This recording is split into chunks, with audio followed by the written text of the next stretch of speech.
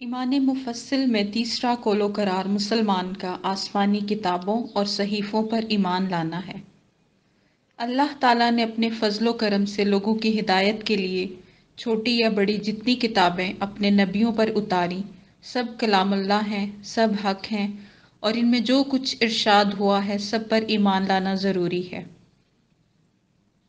ان میں 4 کتابیں بہت مشہور ہیں: تورات جو حضرت موسیٰ علیہ السلام پر نازل کی گئی، زبور حضرت داؤد علیہ السلام پر، انجیل حضرت عیسیٰ علیہ السلام پر اتاری گئی، اور قرآن کریم جو سب سے افضل کتاب ہے، سب سے افضل رسول حضور نبی کریم صلی اللہ علیہ وآلہ وسلم کو عنایت فرمائی گئی۔ تورات اور زبور عبرانی زبان میں، انجیل سریانی زبان میں، اور قرآن کریم عربی زبان میں نازل ہوا۔ پہلی کتابوں کی حفاظت اللہ تعالیٰ نے ان امتوں کے سپرد کی تھی، مگر ان سے ان کتابوں کی حفاظت نہ ہو سکی، اور کلام الہی جیسا اترا تھا ان کے ہاتھوں میں ویسا باقی نہ رہا، یعنی اپنی خواہش کے مطابق انہوں نے کہیں گھٹا دیا اور کہیں اسے بڑھا دیا۔ چونکہ یہ دین ہمیشہ رہنے والا ہے، لہٰذا قرآن عظیم کی حفاظت اللہ عز و جل نے اپنے ذمہ لے رکھی ہے کہ تحریف و تبدیلی اور کمی بیشی سے اس کی حفاظت اللہ خود فرماتا ہے۔ قرآن کریم کو معجزہ بنا دیا کہ بشر کا کلام اس میں شامل ہی نہ ہو سکے، اور نہ کوئی اس کے مثل بنانے پر قادر ہے۔ پہلی کتابیں انبیاء کرام کو زبانی یاد ہوتی تھیں، قرآن کریم کا معجزہ ہے کہ اسے مسلمان بچہ بچہ یاد کر لیتا ہے۔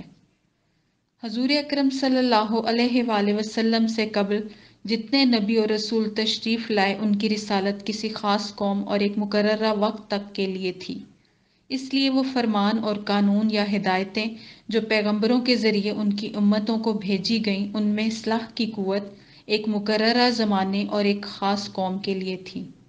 لہٰذا اگر تھوڑی دیر کے لیے فرض کر لیا جائے کہ ان آسمانی کتابوں کا وجود آج بھی اصل حالت میں موجود ہے، تب بھی وہ تمام عالم انسانی کے لیے کامل دستور العمل نہ سمجھی جائیں گی۔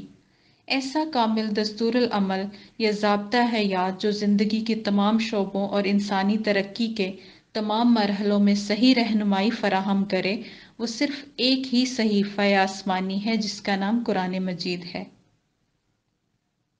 اسی لیے ہم مسلمانوں کا عقیدہ ہے کہ قرآن مجید نے پہلی تمام کتابوں کے بہت سے احکام منسوخ کر دیے ہیں۔ یہاں کسی حکم کے منسوخ ہونے کا مطلب یہ ہے کہ بعض احکام کسی خاص وقت کے لیے ہوتے ہیں جو علم الہی میں ہوتا ہے، مگر امت پر یہ ظاہر نہیں کیا جاتا کہ یہ حکم فلاں وقت تک کے لیے ہے۔ جب وہ میعاد پوری ہو جاتی ہے تو دوسرا حکم نازل ہوتا ہے، جس سے ظاہر یہ ہوتا ہے کہ وہ پہلا حکم اٹھا دیا گیا، اور حقیقتاً دیکھا جائے تو اس کے وقت کا ختم ہونا بتایا جاتا ہے۔ منسوخ کے معنی بعض لوگ باطل ہونا کہتے ہیں، جو کہ بہت سخت بات ہے۔ احکام الہیہ سب حق ہیں اور وہاں باطل کی رسائی نہیں۔ قرآن مجید 23 برس کی مدت میں تھوڑا تھوڑا حسب حاجت نازل ہوا۔ جس حکم کی حاجت ہوتی اسی کے مطابق کوئی سورہ یا کوئی آیت نازل ہوتی تو جبرائیل علیہ السلام اس کا مقام بھی بتا دیتے، اور اس طرح قرآن عظیم کی صورتیں اپنی اپنی آیتوں کے ساتھ جمع ہو جاتی، اور خود حضور اکرم صلی اللہ علیہ وآلہ وسلم اسی ترتیب سے اسے نمازوں میں پڑھتے اور تلاوت فرماتے۔ پھر حضور صلی اللہ علیہ وآلہ وسلم سے سن کر صحابہ کرام یاد کر لیتے۔ غرض قرآن عظیم کی ترتیب اللہ تعالیٰ کے حکم سے جبرائیل علیہ السلام کے بیان کے مطابق اور لوح محفوظ کی ترتیب کے مطابق حضور اکرم صلی اللہ علیہ وآلہ وسلم کے زمانہ اقدس ہی میں واقع ہو گئی تھی۔ یہی ترتیب آج بھی باقی ہے اور قیامت تک باقی رہے گی۔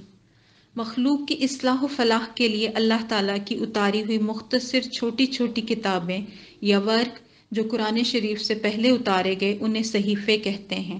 ان میں اچھی اچھی مفید نصیحتیں اور کارآمد باتیں ہوتی تھیں۔ قرآن کریم میں صحف ابراہیم و موسیٰ کا ذکر ہے۔ یہ اور اس کے علاوہ باقی تمام آسمانی صحیفے حق ہیں اور سب پر ایمان ضروری ہے۔